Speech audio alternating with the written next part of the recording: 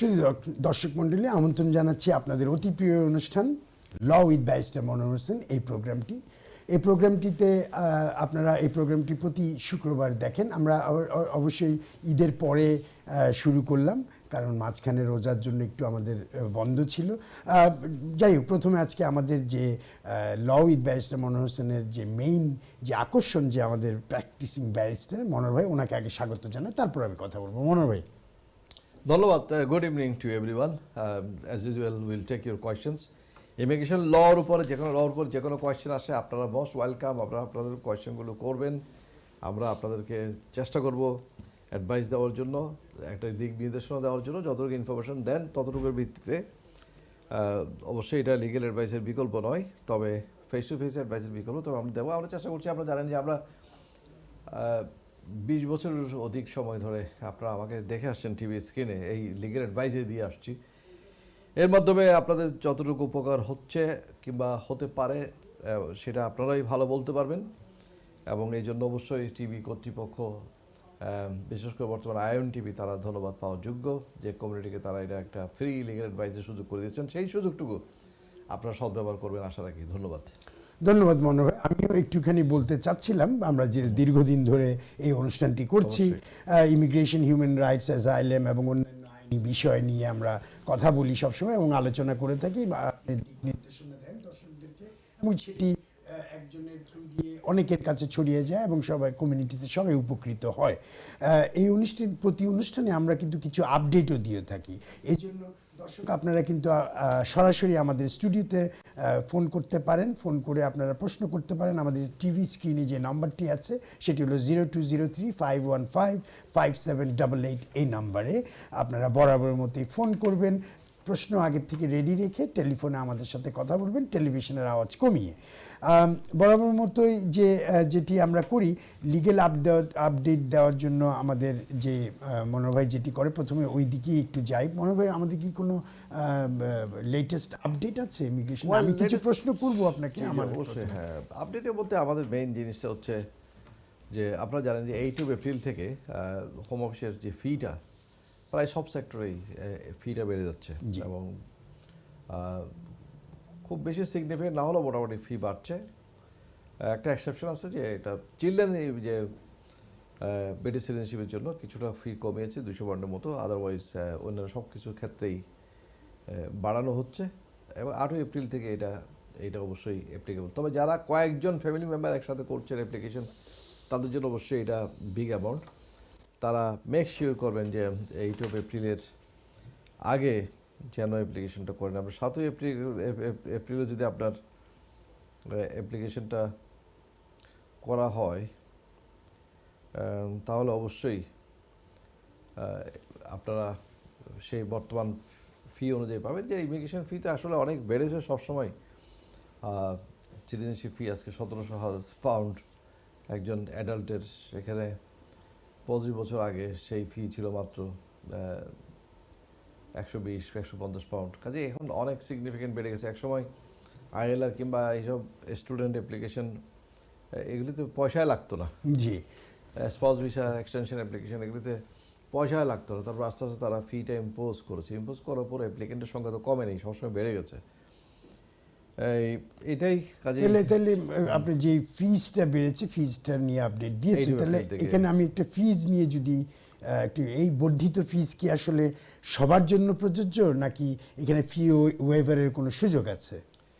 ফি ওয়েভারের সুযোগ আছে। Fee waiver indefinite leave to রিমেইনের জন্য নাই, কিন্তু ফি ওয়েভার সবার জন্য সুযোগ আগে যেভাবে ছিল, যে নিয়মে ছিল, অর্থাৎ ফি মাফ করানো।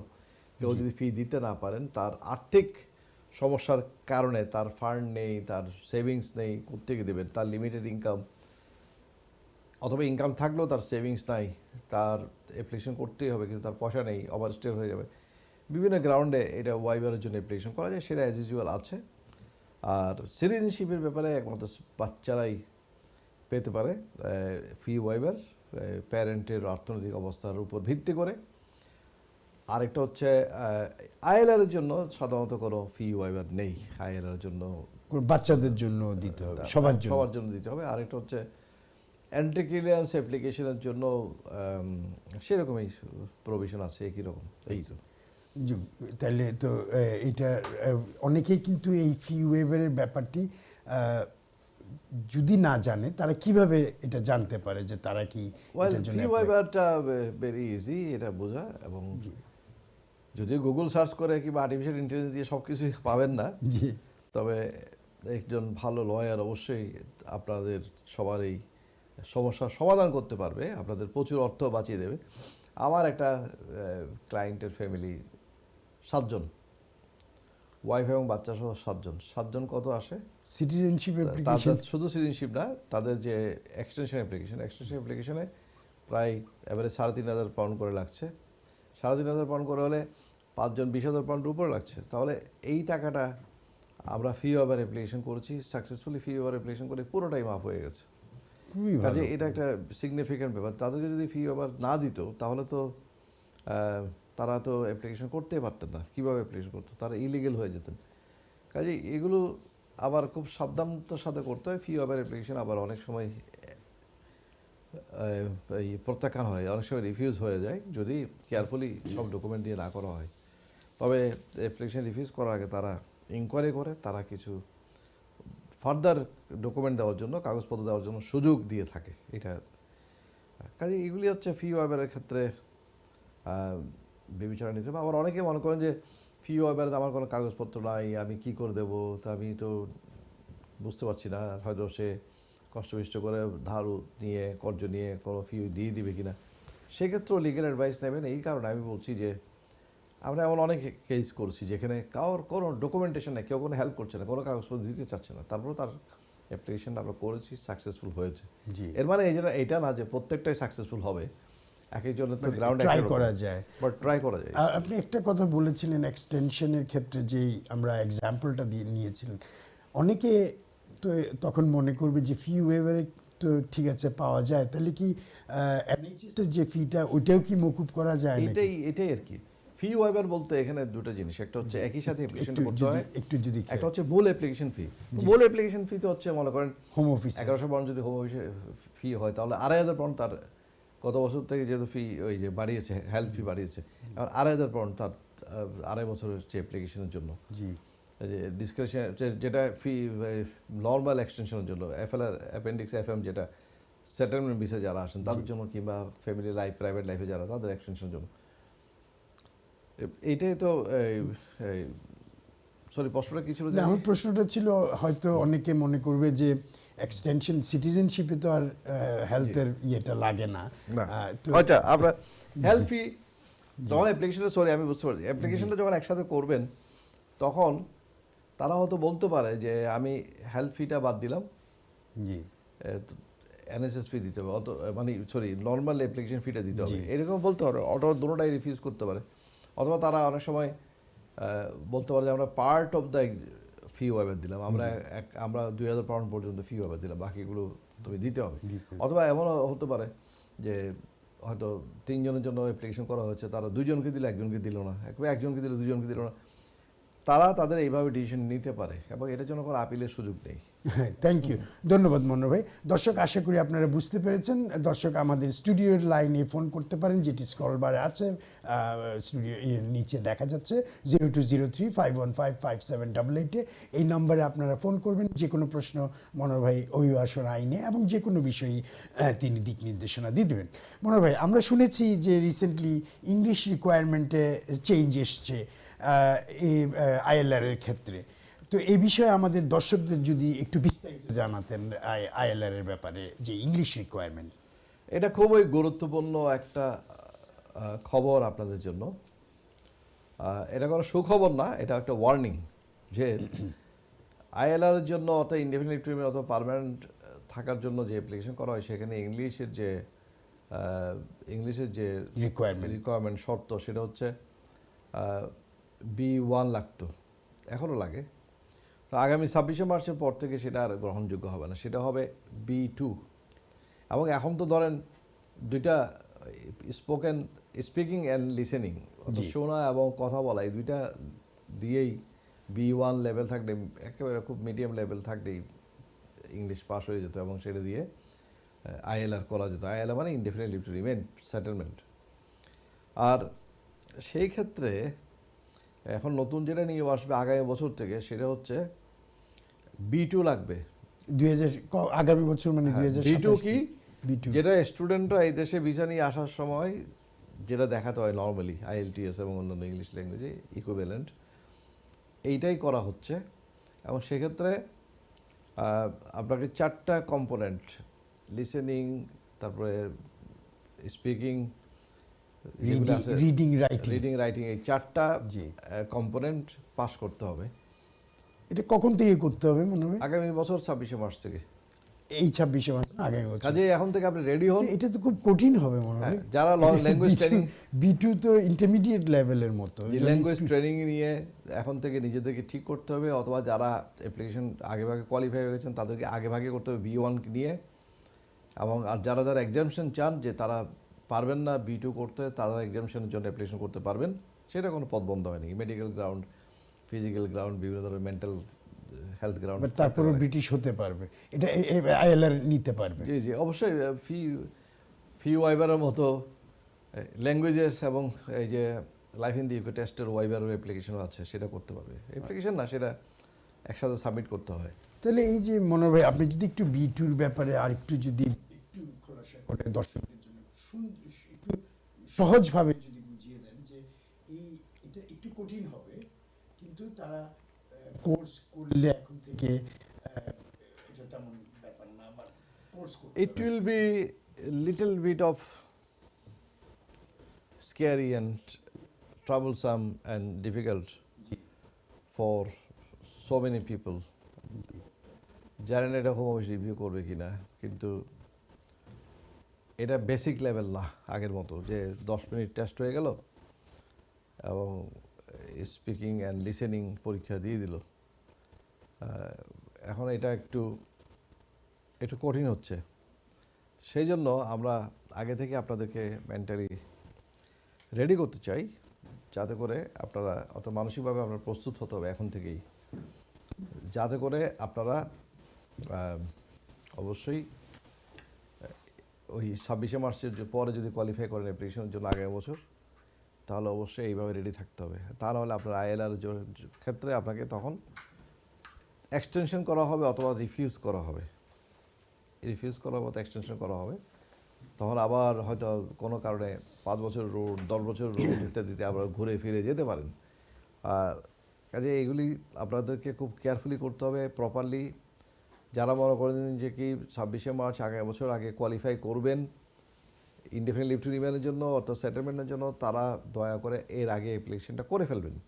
জি। এবং আর কোনো যদি শর্টফল থাকে, দরকার হলে সেটা ভালো লয়ারের সাথে কথা বলে এটা একটা ইনিশিয়েটিভ নেবেন, যাতে করে আপনি অ্যাপ্লিকেশনটা করতে পারেন আগে ভাগেই। এবং এক্ষেত্রে একটা কথা মনে রাখবেন যে অ্যাপ্লিকেশনটা কিন্তু 28 দিন আগেও করা যায়। যে মনে করেন কেউ 10 বছর হয়ে গেল, কেউ 5 বছর হয়ে গেল, এটা 28 দিন আগেও কিন্তু অ্যাপ্লিকেশন করা যায়।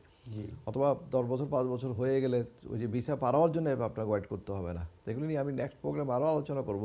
জি। এই টিপসগুলো দিব এই জন্য যে এটার কারণে অনেকেরই উপকার হবে। টাইমলি যদি আপনি অ্যাপ্লিকেশনটা করে ফেলতে পারেন, তাহলে B1 দিয়েও আপনি পার হয়ে যেতে পারেন। কারণ হয়তো আপনাকে ঠিক কাটাকাটা 10 বছর, ঠিক কাটাকাটা 5 বছর পার হওয়ার জন্য, পার্মানেন্টের জন্য অপেক্ষা করতে হবে না। আপনি একটা টাইম আছে, যে টাইমের মধ্যে আপনি যদি অ্যাপ্লিকেশন করে ফেলেন, তাহলে ওইটা থেকে পার পাবেন। তবে জি। যারা দেখবেন যে না, কোনো অবস্থাতেই আপনি ইভেন কি পার পাচ্ছেন না, তাদেরকে অবশ্যই B2 করতে হবে এবং এখন থেকে তাদেরকে মেন্টালি এবং সব দিক দিয়ে রেডি থাকতে হবে। ধন্যবাদ মনোহর ভাই। দর্শক আশা করি বুঝতে পেরেছেন মনোহর ভাই যেটি আপনাদেরকে বুঝিয়েছেন, যে একটু আগে থেকে প্রিপেয়ার হতে হবে, তৈরি করতে হবে নিজেকে। মনোহর ভাই, যে আপনি বলছিলেন যে ILR এর ক্ষেত্রে আমরা কথা বলেছি, ILR এর ক্ষেত্রে হলো, তারপর আমি একটু অন্য আঙ্গিকে যদি একটু করি, যে যেমন অন্য কোনো ক্যাটাগরিতে কি ল্যাঙ্গুয়েজের রিকোয়ারমেন্ট, ইংলিশ রিকোয়ারমেন্ট চেঞ্জ হয়েছে কিনা, যেমন মনে করেন স্কিল ওয়ার্কারের ক্ষেত্রে বা এই ধরনের, যদিও সবাই আলটিমেটলি ILR পাবে, বাট তারপরেও আমি যেটি বুঝাতে চাচ্ছি, ল্যাঙ্গুয়েজের ক্ষেত্রে অবশ্যই চেঞ্জ আছে ILR। জি। এর মধ্যে আবার আমি বলে রাখি যে আপনাদের কোনো কোয়েশ্চেন থাকলে আপনারা অবশ্যই আসবেন, আপনারা অবশ্যই এই নাম্বারে কল দেবেন। জি। এবং আমরা আপনাদেরকে অ্যাডভাইস দেবো, কোনো অসুবিধা নেই। আপনাদের সামনে যে কল নাম্বারটা আছে, আমি একটু আগেই বলেছি, আবার নাম্বারটা স্ক্রল করা আছে। জি জি। আর এটা হচ্ছে এই গত জানুয়ারি থেকেই তো চেঞ্জ হয়ে গেছে, জি 8ই জানুয়ারি না, এটা চেঞ্জ হয়ে গেছে যে যারা স্কিল ওয়ার্কারে অ্যাপ্লিকেশন করবে এক্সটেনশনের জন্য, কিংবা স্কিল ওয়ার্কার যারা প্রথম অ্যাপ্লিকেশন করবে তাদেরকেও B2 থাকতে হবে। আগে B1 হলে চলতো, এখন B2 থাকতে হবে। এবং তারা যেহেতু B2, তাদের ক্ষেত্রে তো ওই ILR এর ক্ষেত্রেও তাদের B2 থাকছে, কারণ B2 হচ্ছে ILR সবার ক্ষেত্রে। সবার ক্ষেত্রে জি। আর স্কিল ওয়ার্কারে B1 যেটা ছিল সেটাও তো 4টা কম্পোনেন্ট লাগতো। তো এখন তাদের জন্য আশা রাখি খুব একটা অসুবিধা হবে না, তারা হয়তো একটা গ্রেড আপ হয়ে সেটা করবে। কিন্তু অনেকে ILR অ্যাপ্লিকেশন করবেন যাদের শিক্ষাগত কোনো ব্যাকগ্রাউন্ড নাই, হয়তো তারা কোনো প্রাতিষ্ঠানিক শিক্ষাগত কোনো যোগ্যতা নেই, ইংলিশ তেমন পড়েন নাই, তাদের জন্য এটা সমস্যা কিছুটা হবে। তবে যেহেতু এটা ইংলিশ স্পিকিং কান্ট্রি, আপনি এসে গেছেন, আপনার কাছ থেকে আশা করবে অবশ্যই যে আপনি এখানে ইংলিশটা প্র্যাকটিস করবেন নিয়মিত। আপনি বেড়াতে যাচ্ছেন, আপনি হসপিটালে যাচ্ছেন, ডক্টরের কাছে যাচ্ছেন, আপনি শপিংয়ে যাচ্ছেন, সবখানে রেস্টুরেন্টে যাচ্ছেন, আপনি বাসে উঠছেন, ট্রেনে উঠছেন, গ্যারেজে যাচ্ছেন, যেখানে যাচ্ছেন আপনাকে তো you got to speak in English in this country. কাজেই এটাকে আপনি আরও কনফিডেন্স নিয়ে আপনাকে এটা চেষ্টা করতে হবে ইংলিশে আপনার লেখা, শোনা, পড়া, এগুলি নিয়ে আপনার নিজের যে যোগ্যতাটা এটা বাড়াতে হবে। ধন্যবাদ মনোহর ভাই। দর্শক আপনারা শুনছেন, আপনারা মনোহর ভাই যেটি বলছেন, আপনাদেরকে যে দিক নির্দেশনা দিচ্ছেন, আপনারা একটু তৈরি হবেন এবং একটু প্রিপারেশন নিতে হবে, তাই উনি বলছেন। এই জন্যে আমি আসলে ওই প্রশ্নটা করেছিলাম যে ইংলিশ রিকোয়ারমেন্টটা খুবই জরুরি ILR এর ক্ষেত্রে। দর্শক আপনারা, উনি একটু আগেও বলেছেন, বাট আমি আবারও বলছি, আমাদের টেলিফোন নম্বর 0203-515-788, এই নম্বরে আপনারা ফোন করবেন স্টুডিওতে, এবং টেলিভিশনের আওয়াজ কমিয়ে টেলিফোনে আমাদের সাথে কথা বলবেন, এবং যে কোনো প্রশ্নই মনোহর ভাইকে করতে পারেন। উনি দিক নির্দেশনা তো দিবেনই, যেটি আপনারা পরবর্তীতে আপনাদের কাজে লাগাতে পারবেন। মনোহর ভাই, আপনি একটু আগে আমরা একটুখানি বলেছিলাম যে ফি ওয়েভারের ব্যাপারে এবং বর্ধিত ফিজের ব্যাপারে, বাট যে অ্যাপ্লিকেশনের যে মানে ফিজটা বাড়িয়েছে, আপনি কি বলতে পারেন যে কোন কোন ক্যাটাগরিতে বাড়িয়েছে? এটা ILR এর ক্ষেত্রে তো এটা আচ্ছা, বর্তমান যে ক্যাটাগরি সব ক্যাটাগরিতে বাড়িয়েছে, জি কিছু কিছু সব ক্যাটাগরিতে। যেমন বলতেন একটু যদি। আমি যদি বলি ন্যাচারালাইজেশন, যে 104 পাউন্ড বেড়ে হয়ে গেছে 1709 পাউন্ড। জি তারপরে পাসপোর্ট ফিও বাড়তেছে সামান্য। জি ব্রিটিশ সিটিজেন এটা হচ্ছে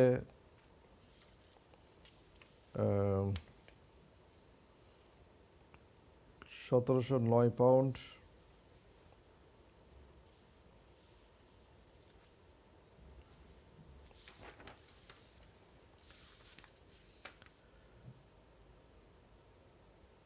তারপরে ইনক্রিজিং ফ্রম 1709 থেকে শুরু করে, সেখানে আবার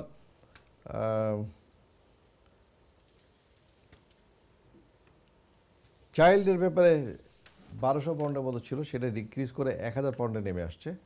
ওটাতে ভালো হয়েছে।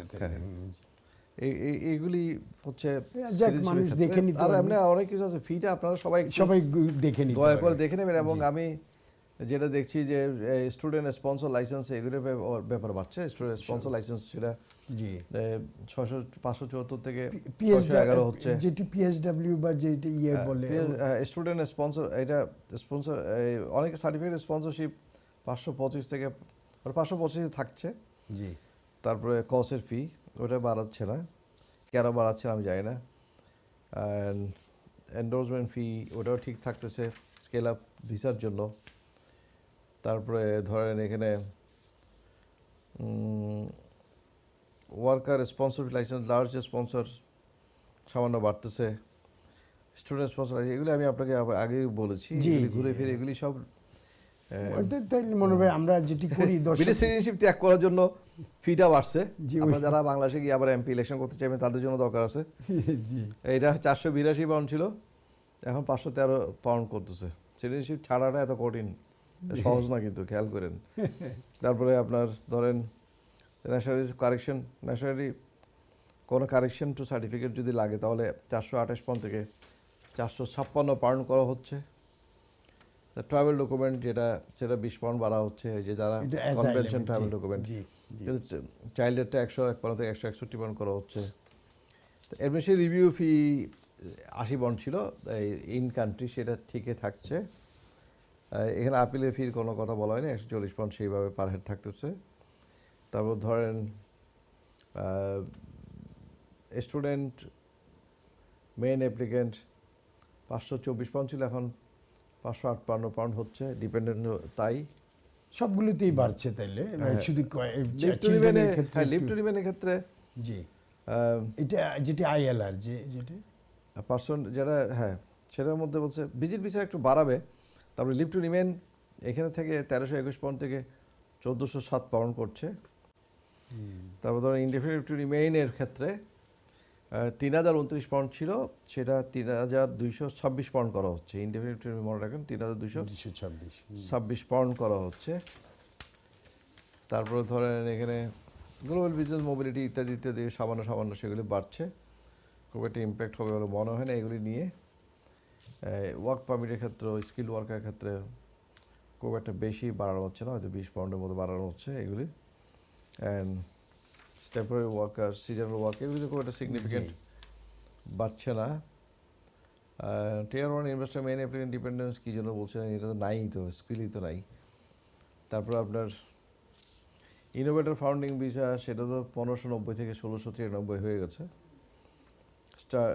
অ্যান্ড দেন গ্লোবাল ট্যালেন্ট ভিসাতে সেম রয়ে গেছে, হয়তো তারা এটা এক্সেপশনাল ট্যালেন্ট, গ্লোবাল ট্যালেন্ট এগুলিতে এনকারেজ করছে বলে মনে হচ্ছে, যোগ্য ভালো লোকজন বা কোয়ালিফাইড লোকজনকে, এগুলি সব। আর একটা হচ্ছে ধরেন সুপার প্রায়োরিটি সার্ভিস, যেটা 2 দিনের মধ্যে ডিসিশন দেয়, সেটা 1000 পাউন্ডে থাকছে প্রিমিয়ার স্যার। আমার মনে হচ্ছে তারাও বাড়াতে বাড়াতে এখন ফেডা হয়ে গেছে। এটা এক সময় 300 পাউন্ড ছিল, সেখান থেকে বাড়াতে বাড়াতে 1000 পাউন্ড হয়ে গেছে। 1000 পাউন্ড দিলে যেটা দিনে দিনে যেটা হয় ওটা একটু এই দিনে মানে 2 দিনের মধ্যে দিয়ে দেয় 1000 পাউন্ড, এটা এক্সট্রা। আচ্ছা। অ্যান্ড দেন অন্যান্য optional premium service outside the UK fee ভিসার জন্য, যেটা 500 পাউন্ড সেটেলমেন্ট, নন সেটেলমেন্ট, বিভিন্ন ধরনের সুপার প্রায়োরিটি এই ধরনের অ্যাপ্লিকেশন আউটসাইড ইউকে মানে ইউকেতে বসে প্রায়োরিটি সার্ভিসের জন্য এগুলো এক্সট্রা ফি, সেগুলো প্রায় সেম রয়ে গেছে। এগুলো নিয়ে খুব একটা চিন্তা করার কোনো কারণ নেই, ইত্যাদি ইত্যাদি। এবং মেইন হচ্ছে সেটেলমেন্টটাই একটু সিগনিফিকেন্ট। জি, তাহলে Settlement. মনে ভাই আমরা এক কাজ করি, আমাদের আর 2 মিনিট পর আমরা 1 মিনিট পরে ব্রেকে যাব, তো বিরতিতে যাব। ভিজিট ভিসার ক্ষেত্রে খুব একটা পার্থক্য হয় না, 127 পাউন্ড থেকে 135 পাউন্ড, মাত্র 8 পাউন্ড বেড়ে গেছে। কাজে এখানে খুব একটা বেশি সিগনিফিকেন্ট চেঞ্জ নাই আর কি। এগুলি আইএলআরটাই মেইনলি। তাহলে মনে হয় এই ব্যাপারটা আপনি একটু বলেছিলেন যে খুব সুন্দর করে, যে ফি ওয়েভারের ব্যাপারটা যেটি আছে, আমি মূলত এখানকার যেগুলো আইএলআর এর ক্ষেত্রে যেমন মনে করেন 3226, মনে হয় একটা যদি ছোট্ট উদাহরণ দিতেন আপনি যখন মানুষের জন্য ফি ওয়েভারটা করেন, যেহেতু আমার 1 মিনিট পরে বিরতি। Fee waiver, as I said, ILR, there is no fee waiver for ILR. ILR নেই তাহলে, Not for adult citizenship, no fee waiver at all. আচ্ছা। So 3226, you have to pay.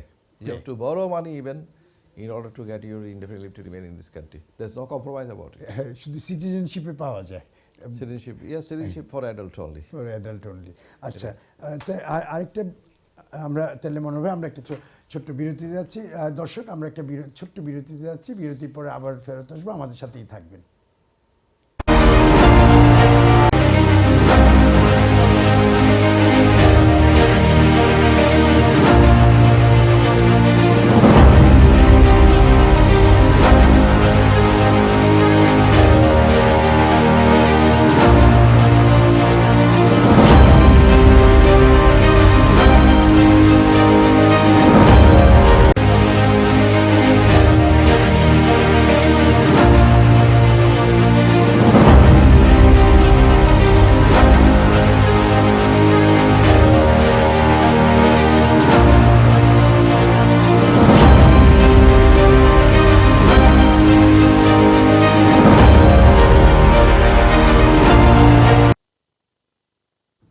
সুপ্রিয় দর্শক মণ্ডলী, বিরতির পরে আবারও ফেরত আসলাম ল উইথ ব্যারিস্টার মনোহর হোসেন এই প্রোগ্রামটি আপনারা প্রতি শুক্রবারে আয়ন টিভি থেকে সরাসরি সম্প্রচারিত হয়, সেটি আপনারা দেখেন।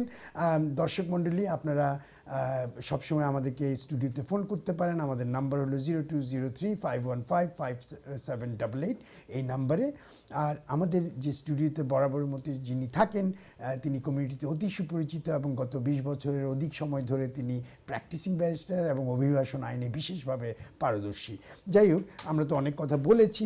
আমি এখন তাহলে মনোহর ভাইকে যে জিনিসটা নিয়ে কথা বলতে চাই, মনোহর ভাই, যেটি হলো যে বর্তমানে অ্যাজাইলামের পরিস্থিতি কি ইউকেতে। আর তার আগে যেটি হলো, ওই প্রশ্নটিতে যাওয়ার আগে আমি একটু দর্শকদের জন্য যদি আপনি বুঝিয়ে দিতেন অ্যাজাইলামের অর্থটা কি, অ্যাজাইলামটা কি, রিফিউজি আর অ্যাজাইলামের মধ্যে তফাৎটা কি, পার্থক্যটা কি? ধন্যবাদ। অ্যাসাইলাম সিক করে কেউ যদি পারমিশন গ্র্যান্ট হয়, তখন সে রিফিউজি স্ট্যাটাস পায়, তাকে রিফিউজি বলা হয়। আর অ্যাসাইলাম সিক করলে সে রিফিউজি হয়ে যায় না।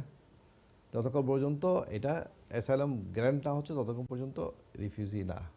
আচ্ছা, অ্যাজাইলাম কারা কারা নিতে পারে? অ্যাসাইলাম তো অবশ্যই, অ্যাসাইলাম যারা মনে করে তাদের জীবন তার নিজের দেশে ফিরে গেলে ঝুঁকির মধ্যে আছে, জীবনে তার হয়তো মৃত্যু হতে পারে, ডিটেইনড হতে পারে, ডিগ্রেডিং ট্রিটমেন্টে পড়তে পারে, সে হয়তো ডিসক্রিমিনেশনের সম্মুখীন হতে পারে, অত্যাচার নির্যাতনের সম্মুখীন হতে পারে, মানসিক হোক শারীরিক হোক, বিভিন্ন কারণেই গৃহীত হতে পারে, কারাগারে যেতে পারে।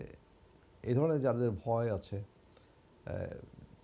তারা অবশ্যই অ্যাসাইলাম সিক করতে পারে। যে কোনো কিছুতে, যে কোনো কিছু, মানে অ্যাসাইলামটা আবার ডেফিনিশনের মধ্যে পড়তে হবে।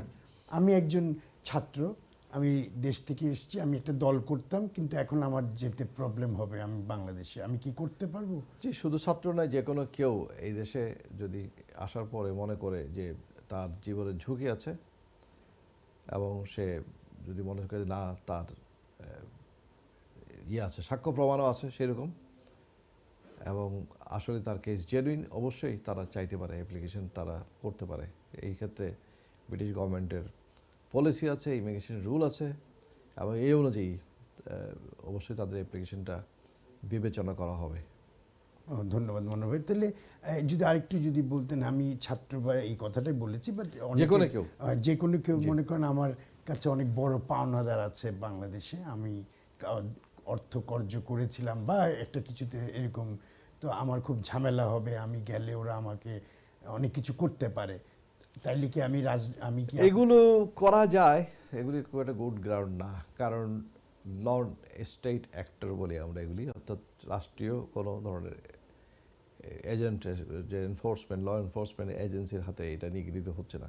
জি, এটা হচ্ছে একজন ব্যক্তির হাতে অথবা একটা সংগঠনের হাতে। জি, তবে সেক্ষেত্রে যদি সেই ব্যক্তিটা যদি তার অর্থের, যেহেতু লোন দিয়েছে, সেই লোনের পয়সা আদায় করার জন্য সে তার রাজনৈতিক এবং তার প্রশাসনিক ক্ষমতা প্রয়োগ করছে, এবং সে ওটার সাথে হাইলি লিঙ্কড, এবং সে is very influential in the administration or in the country's administration, তাহলে অবশ্যই সেই ক্ষেত্রে এইটা অন্যদিকে মোড় নিতে পারে। তখন এটা হতে পারে, it can fall under the definition of the convention reason, যেটা বলি রিফিউজির জন্য, সেটা পড়লে তখন আমরা এটাকে বলতে পারি যে হ্যাঁ, it is a good case ওই সময়ে।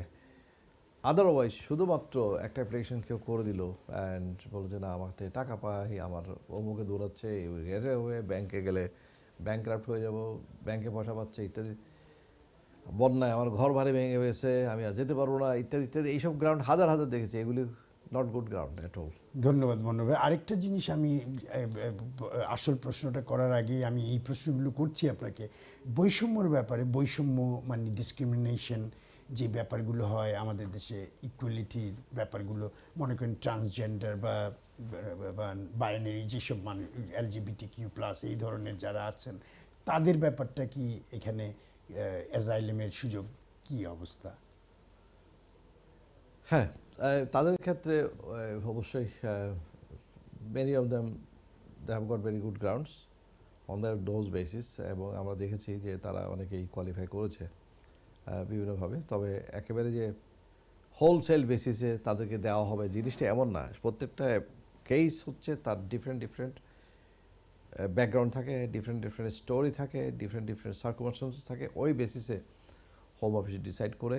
তবে অবশ্যই আপনি যেসবগুলির কথা বলেছেন, এই ধরনের ক্লাসগুলো বাংলাদেশে সাধারণত দেয়ার সোশ্যাল গ্রুপস অ্যান্ড এরা তাদের বিশ্বাসের কারণে, তাদের চরিত্র ইত্যাদি কারণে, তাদের লাইফস্টাইলের কারণে, এটা বাংলাদেশ শুধু নয়, পাকিস্তান এবং অনেকগুলো দেশ আছে যেখানে তারা ডিসক্রিমিনেটেড হতে পারে এবং রিয়েল রিস্ক থাকে। অবশ্যই তারা তখন কোয়ালিফাই করতে পারে। ধন্যবাদ মনোজ ভাই। আবার যদি একটু আমি একটা প্রশ্ন আছে আমার কাছে সেটি করব, তাহলে রাজনৈতিক আশ্রয়ের ব্যাপারে তো আপনি একটু বলেছিলেন যে যে কেউ রাজনৈতিকভাবে যদি হেওয়া হয় ওরা তো এখানে অ্যাজাইলেম করতে পারে, তাই না? অবশ্যই সেটা তো ফান্ডামেন্টাল একেবারে বেসিস অফ ক্লেমিং অ্যাসাইলাম, যে you fear persecution in your country of origin because of your race, religion or political opinion. Political opinion, one of the strongest grounds for securing asylum in this country or any country like UK, যেখানে 1951 কনভেনশনকে তারা ratify করেছে, তারা সেখানে convention অনুযায়ী তারা কাজ করে এবং রিফিউজি স্ট্যাটাস দিয়ে থাকে। তবে সেখানে পলিটিক্যাল অপিনিয়নটা হচ্ছে অনেকটা ডমিনেটিং সবখানে, because of the political reason. সেটা তো এইসব দেশগুলিতে বেশি পারসিকিউশন হচ্ছে। পারসিকিউশন আর প্রসিকিউশন দুই জিনিস, কিন্তু প্রসিকিউশন এটা আইনগতভাবে একজনকে সাজা হইতে পারে, তার যার বিরুদ্ধে আইনগত ব্যবস্থা হতে পারে, দ্যাট ইজ নট অ্যালাউ।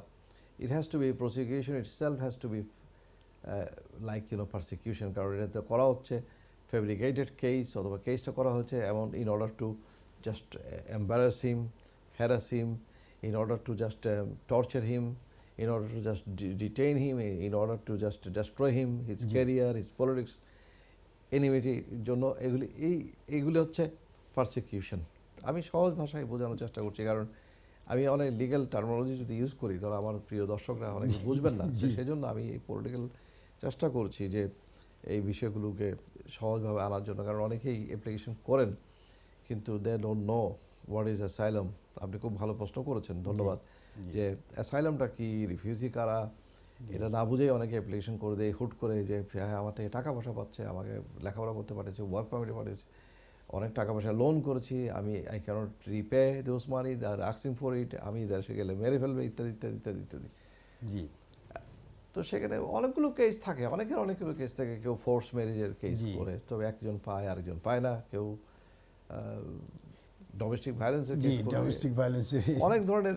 জি, এগুলিতে এতে অনেক ভাস্ট এরিয়া, এটা অনেকে অনেক রিজন নিয়ে চলে আসে। এজ আই সেড যে এক একজনের গ্রাউন্ড কিন্তু এক এক রকম, এক একজনের পরিস্থিতি সার্কামস্টেন্স ব্যাকগ্রাউন্ড এক এক রকম। একজনকে দিয়েছে একই পরিস্থিতির কারণে, তাই বলে জি আরেকজনকে দেবে এমন কোনো গ্যারান্টিও নাই। এটা হচ্ছে হোম অফিসের ডিসক্রিপশন, কেই সরকারের উপরে ডিপেন্ড করে, তার লাইন ম্যানেজারের উপরে ডিপেন্ড করে, কে কাকে দিবে, কে কাকে পছন্দ করলো না করলো, এটা তাদের ব্যাপার।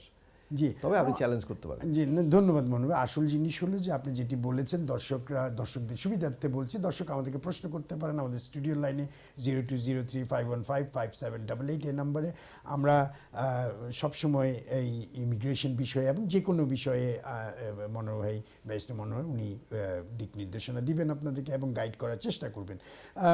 মনোজ ভাই, আপনি আমরা রাজনৈতিক ব্যাপারটা নিয়ে আলাপ করছিলাম, তো স্বভাবত আমার কাছে সেই প্রশ্নটি করতে ইচ্ছে করছে, যেটি হলো বাংলাদেশের রাজনৈতিক পরিস্থিতি বা সরকার পরিবর্তনের প্রভাবে অ্যাজাইলাম সিকারদের উপর কতখানি প্রভাব পড়বে বলে আপনি মনে করেন এখন? রাজনৈতিক পরিস্থিতি পরিবর্তন এটা বিশাল একটা প্রভাব বিস্তার করে, এবং রিসেন্টলি আপনারা জানেন যে যে যে চেঞ্জটা আসছে গত মাস থেকে এসে গেছে, সেটা যে অ্যাসাইলাম এরপর থেকে যারা ক্লেম করবে তাদেরকে 5 বছর যে রেসিডেন্টশিপ সেটা না দিয়ে এখন থেকে তাদেরকে এটা 10 বছর লাগবে, ইত্যাদি ইত্যাদি, কোনো কোনো ক্ষেত্রে বেশিও লাগবে। তো এটা হচ্ছে 10 বছর, এটা তো 20 বছর করে দিয়েছে, ঠিক না? 20 বছর করে, সরি, স্কিল ওয়ার্কারটা তার 10 বছর করতে হচ্ছে, এটা 20 বছর করে দিয়েছে। তো কোনো কোনো ক্ষেত্রে এগুলি কমে আসবে, এগুলি ক্রাইটেরিয়া আরও সেট করা হবে, কমে আসবে অনেকেরই। তারা যদি অন্য কোনো দিকে সুইচিং করেন, স্কিল ওয়ার্কার কিংবা স্পাউস ভিসায় সুইচ করতে পারেন, অবশ্যই তারা এই টাইমটা কমিয়ে আনতে পারেন। জি। হ্যাঁ, তো কিন্তু এগুলি সব যে করা হচ্ছে, এখানের মধ্যে তারা একটা কথা বলছে যে they are going to review every কত 2.5 বছর দেবে তো, জি। Every 2.5 years or 2 years they are going to review your case.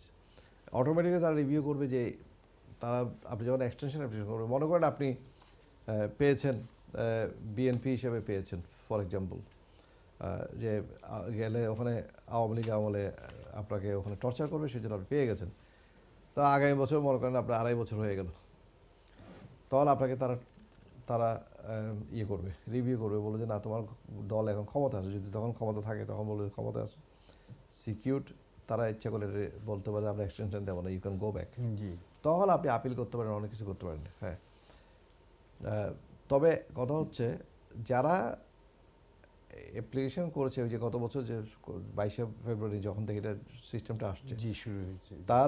তার আগে থেকে যারা অ্যাপ্লিকেশন করে ফেলেছে অলরেডি, তাদের ক্ষেত্রে এটা অ্যাপ্লিকেবল হবে না, তাদের ক্ষেত্রে এটা প্রযোজ্য হবে না। তারা কিন্তু 5 বছরের সিস্টেমের মধ্যেই থাকবে। জি। এটা কিন্তু নিয়মটা করেছে, এটা বুঝতে হবে। জি। আর যারা এরপর করছে তাদের কি উপরে এটা প্রযোজ্য হবে।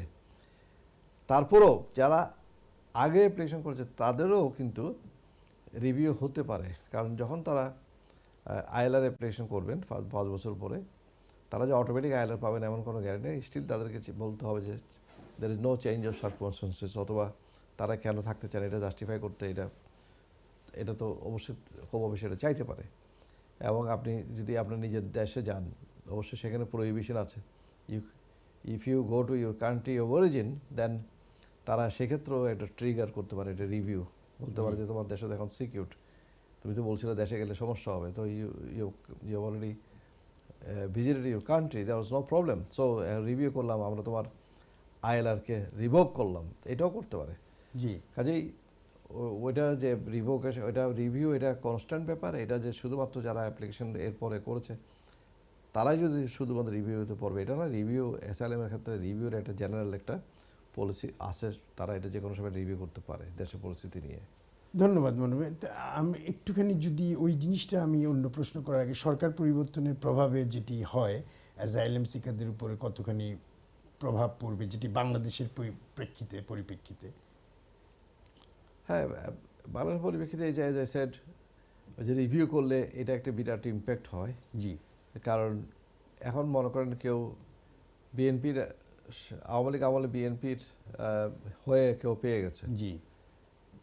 অথবা অ্যাপ্লিকেশন করেছে, জি। অনেকের অ্যাপ্লিকেশন করেছে কিন্তু অ্যাপ্লিকেশন এখন ডিসিশন হয়নি, এখন আপিলে চলে গেছে। জি, ওই জন্যই আমি এখন আপিলে গেলে ওই যে বিএনপি এখন ক্ষমতায় আছে, এই জিনিসটা সবচেয়ে বড় একটা নেগেটিভ এই সাবমিশন হিসেবে আসে হোম অফিসের পক্ষ থেকে, বিশাল একটা স্ট্রং সাবমিশন হিসেবে আসে তার, যে সে কেন সেফ না বাংলাদেশে, তার পার্টি এখন পাওয়ার আসছে, তার পার্টি, সে বিএনপি হিসেবে তাকে অত্যাচার নির্যাতন চালিয়েছে আওয়ামী লীগ, এখন তার কি সমস্যা। জি। যারা মনে করেন যে তাদের এখনও সমস্যা আছে, জেনুইন সমস্যা আছে, তারা অবশ্যই লিগ্যাল অ্যাডভাইস নিয়ে তারা কিছু চিন্তা ভাবনা করতে পারেন কোর্টে, সেভাবে আর্গুমেন্ট, অল্টারনেটিভ সাবমিশনস, এগুলি অবশ্যই তারা চেষ্টা করতে পারেন।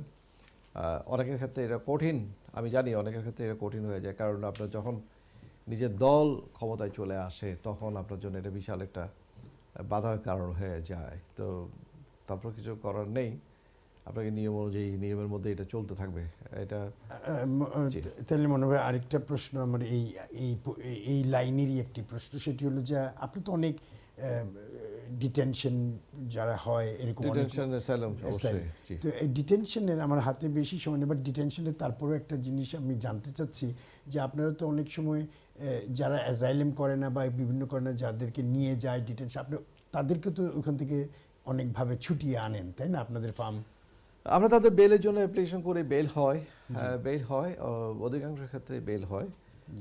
এমনকি অনেকে পাঠিয়ে দেওয়ার জন্য সমস্ত কিছু প্যাক আপ করে ফেলে, রিমুভাল ডাইরেকশন, ফ্লাইট ডেট, এগুলি আমরা ক্যান্সেল করার জন্য যা যা করা করি। তবে গ্রাউন্ড তো থাকতে হবে, একেবারে যদি গ্রাউন্ড না থাকে, সব কিছু করে ফেলেছে একেবারে 100% সব কিছু করে ফেলেছে, হ্যাঁ তারপরেও 2-4 জন আমরা করি, আমরা যে পারি না এটা আমরা পারি, কিন্তু এক একজনের কেস এক এক রকম। তো একটু কঠিন হয়ে যায় তখন সব কিছু শেষ করে যদি উনি এখন ডিটেনশনে এসে বসে আছেন, আর জুডিশিয়াল রিভিউ করে ফেলেছেন, আপিল করে ফেলেছেন, ফার্দার সাবমিশন করে ফেলেছেন, বিএসআরি করে অ্যাপ্লিকেশন করেছেন, সেটাও রিভিউজ করে ফেলেছেন, সব কিছু রিভিউজ। এখন পরে এমনও দেখা যায় অনেকেই যে ক্রিমিনাল কনভিকশনও হয়ে গেছে তার। Some cases are very difficult, very তাহলে ডিফিকাল্ট। ডিটেনশনে কতদিন রাখে মনে হয়? ডিটেনশনে একটা রিজনেবল টাইম মতো রাখে তারা, ইনডেফিনেটলি রিজন ইমিগ্রেশন ডিটেনশন রাখতে পারে না। They have to show that actually the detention যেটা ডিসিশন নেওয়া হয়েছে ওখানে রাখার জন্য, this is fair and reasonable. কারণ তাকে পাঠিয়ে দেওয়া হবে অতি সত্বর, এই চিন্তা থেকে কিন্তু তাকে ডিটেন করা হয়। এখন কাউকে 2 মাস পরে পাঠিয়ে দেওয়া হবে, 3 মাস পরে পাঠিয়ে দেওয়া, তাকে এখন ডিটেনশন করাটা এটা আনরিজনেবল। জি, এটা আমরা we can challenge this sort of detention. ডিটেনশনের জন্য অবশ্যই আমরা রেগুলার বেল অ্যাপ্লিকেশন, কোর্টে বেল অ্যাপ্লিকেশন ইত্যাদি ইত্যাদি আমরা সবসময় করে থাকি, এবং লয়ারও করছেন। এবং আমি মনে করি যে কি এটা ছাড়া তো কোনো উপায় নেই। ডিটেনশনে গেলে অবশ্যই তাকে ছুটে আসার চেষ্টা করতে হবে, কারণ বন্দি থাকার চেয়েও তাকে মুক্ত থাকতে হবে। মুক্ত থাকলে সে কিছু আরেকটা করার জন্য চেষ্টা করতে পারে। ধন্যবাদ মনোমিত। আরেকটা দুইটা ছোট্ট প্রশ্ন, কুইক জবাব, কুইক ফায়ার যেটিকে বলি, সেটি হলো যে আপনি কি দেখেন অনেক যে অ্যাজাইলেম সাকসেসফুল হচ্ছে? আপনি কি দেখছেন এখন বর্তমানে, বা আপনার হাতে হচ্ছে? Well, I cannot say how many asylum applications are successful or failed. তাছাড়া আমি বলবো না যে কি আমার হাতে সবই হয়ে যাচ্ছে, সব হচ্ছে না, কারণ এটা আমরা নিজেদেরকে জাহির করার জন্য এখানে টেলিভিশনে আসি না। হ্যাঁ, তবে আমি বলবো একেবারে ফ্রাস্ট্রেটিং না, কারণ আমি নিজেও গুড কোয়ালিটি মেরিটওয়ালা কেসগুলি করি, জি, এবং চেষ্টা করি যথেষ্ট হার্ড ওয়ার্ক করার জন্য এবং বেস্ট টাইম দেওয়ার জন্য, কারণ এটা ওনাদের অনেকের লাইফ অ্যান্ড ডেথের ব্যাপার। এবং এই ক্ষেত্রে ডেডিকেটেডলি কাজ করলে রেজাল্ট পাওয়া যায়, এবং অবশ্যই আমরা রেজাল্ট পাচ্ছি। আমি আসলে এই প্রশ্নটা এই জন্যই করেছি, বর্তমানে অ্যাজাইলেমের পরিস্থিতি কেমন এটি বোঝার জন্য। পজিটিভ নেগেটিভ দুইটা আছে, দ্যাট দে আর UK তে। গ্র্যান্টিং পিপল অ্যাসাইলাম, কারণ those who have got genuine cases, জি, কোর্টে প্রমাণ হয় অথবা হোম অফিসের কাছে এটা প্রমাণিত হয়, দেখেই যে হ্যাঁ এটা জেনুইন কেস। জি, অনেক সময় তারা ইন্টারভিউ করেই তারা ডিসিশন দিয়ে দেয়। আমার একজন ক্লায়েন্ট, আমি বলতে পারবো যে আমি তাকে ইন্টারভিউ তো নিতে পারিনি, তার একটু অসুস্থ ছিল, জি, but case is very genuine, but still they granted without interview আর অন পেপারের উপর ভিত্তি করে, উইচ ইজ পসিবল। এটা একটা এক্সাম্পল দিলাম, তার মানে যে সব কেসে এটা হবে এমন ব্যাপার না। তো প্রত্যেকটা কেসে আপনাকে লয়ারদেরকে আমাদেরকে যে অর্থ দেওয়া হয় তার চেয়ে আমরা অনেক বেশি ডেডিকেটেডলি আমরা করি। আমি জানি অনেকেই এসএলএম নাম দিয়ে হয়তো তারা এটা বুঝানো না, স্কিলও না, হয়তো হাজার হাজার পাউন্ড নিয়ে ফেলেন, 5,000, 6,000, 4,000 নিয়ে ফেলেন, কাজ করেন না, পরে ক্লায়েন্ট এসে আমাদেরকে কান্নাকাটি করে বলে আমার কেসটা তো নষ্ট হয়ে গেলো ভাই, সেটা একটা অ্যাপ্লিকেশন করার জন্যই, এসএলএম মারার জন্যই আমার থেকে 5,000 পাউন্ড নিয়ে ফেলছে, হুইচ ইজ ভেরি আনরিজনেবল। এটা আপনি শপ অ্যারাউন্ড করবেন, অন্যান্য বিভিন্ন লয়ারের কাছে আপনি যাবেন, বিভিন্ন লয়ারের কাছে গিয়ে ফিটা কত, যারা এক্সপিরিয়েন্স দেখবেন, গুগল সার্চ করবেন, তাদের ব্যাপারে রিভিউ কেমন দেখবেন, তারা আসলে লয়ার কিনা, কত বছর প্র্যাকটিস করছে, এগুলো দেখবেন। দেখে এটা আপনি সেভাবে একটা ডিসিশনে আসবেন, আইসা আপনি একটা লয়ারকে হাতে দেবেন। তা না হলে আপনি গেলেন 5,000 পাউন্ড দিতে বললো, দিয়ে ফেললেন, এইভাবে আপনারা কোনো সিদ্ধান্ত নেবেন না। ধন্যবাদ মনোজ ভাই। ধন্যবাদ মনোজ ভাই। আমাদের প্রোগ্রাম এখানেই শেষ করতে হচ্ছে। শুধু দর্শক মণ্ডলী, আজকে আমরা অনেক কিছু সম্বন্ধে বেশি যেটি শুনেছি ফি ওয়েভার সম্বন্ধে, এবং আমরা যেটি নিয়ে আলোচনা করেছি, অ্যাজাইলেম নিয়েও আলোচনা করেছি, এবং ইংলিশ নিয়েও আলাপ করেছি। ভবিষ্যতে আমরা যে সামনের শুক্রবারে আমরা অন্য বিষয় নিয়ে আলাপ করব, যেটি মনোজ ভাই বিস্তারিত আরও কিছু নিয়ে বলবেন।